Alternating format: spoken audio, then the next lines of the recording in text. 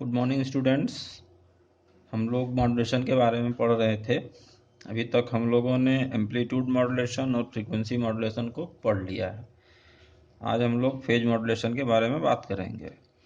Phase modulation phase modulation is used to carry both analogue and digital signals. अर्थात phase modulation में दोनों प्रकार के सिग्नल, डिजिटल सिग्नल और एनालॉग सिग्नल को ले जाने का काम किया जाता है। In this modulation, amplitude of carrier signal keeping constant and phase is varied according to the instantaneous value of information signal or modulated signal। इस प्रकार के मॉड्यूलेशन में एनालॉग और डिजिटल दोनों प्रकार के सिग्नल को कैरी किया जाता है और इसमें एम्पलीट्यूड कांस्टेंट रखा जाता है और phase angle according to information signal के अनुसार फेज एंगल चेंज होता रहता है। Advantage and disadvantage of phase modulation के फायदे और नुकसान। मुख्य फायदा क्या है इसका?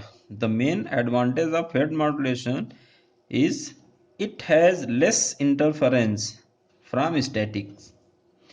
We use this type of modulation in finding out the speed or velocity of moving object. In frequency modulation, we cannot find the velocity of the moving object। अर्थात इस प्रकार के मॉड्यूलेशन में इसका मुख्य फायदा ये है कि इसमें जो वो होता है इंटरफेरेंस, डिस्टर्बेंस स्टैटिक डिस्टर्बेंस बहुत कम होता है। We use this type of modulation to finding. इसका उपयोग हम लोग क्या करते हैं? आउट वेलोसिटी को नापने के लिए किया जाता है। आउट स्पीड या वेलोसिटी किसका? मूविंग ऑब्जेक्ट का। मूविंग ऑब्जेक्ट का वेग या स्पीड नापने के लिए किया जाता है। इसका डिसएडवांटेज क्या है? The main disadvantage is phase ambiguity, स्पष्टता नहीं है। फेज स्पष्टता नहीं है। The main disadvantage is phase ambiguity comes if we increase the phase modulation index. यदि हम इसका मॉड्यूलेशन इंडेक्स का मान बढ़ाते हैं तो इसमें जो फेज की स्पष्टता होती है वो अस्पष्टता नहीं होती, मतलब फेज अस्पष्ट हो जाता है। And data loss is more, इसमें डाटा का नुकसान बहुत ज़्यादा होता है। एंड वी नीड स्पेशल, इसके लिए डाटा को बचाने के लिए हम लोगों को एक स्पेशल कंपोनेंट्स का या स्पेशल इक्विपमेंट्स की आवश्यकता होती है। इस इक्विपमेंट्स को हम लोग क्या बोलते हैं? इसको बोलते हैं फ्रीक्वेंसी मल्टीप्लायर। फ्रीक्वेंसी मल्टीप्लायर का यूज करना पड़ता है। किसके लिए?